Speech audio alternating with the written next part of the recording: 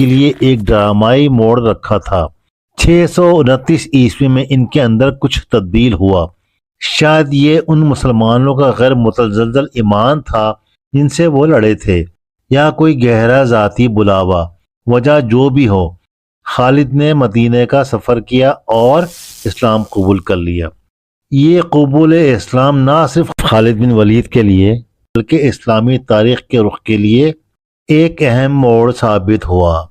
وہ ایک طاقتور دشمن سے بدل کر پیغمبر صلی اللہ علیہ وآلہ وسلم کے معتمد ترین ساتھیوں میں شامل ہو گئے۔ ان کی عسکری مہارت جو کبھی مسلمانوں کے لیے خطرہ تھی، اب ان کے دفاع اور پھیلاؤ کے لیے وقت تھی۔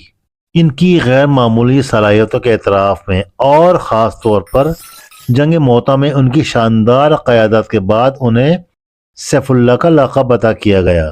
اسلام کے جھنڈے تلے خالد کا عسکری سفر کسی معجزے سے کم نہ تھا۔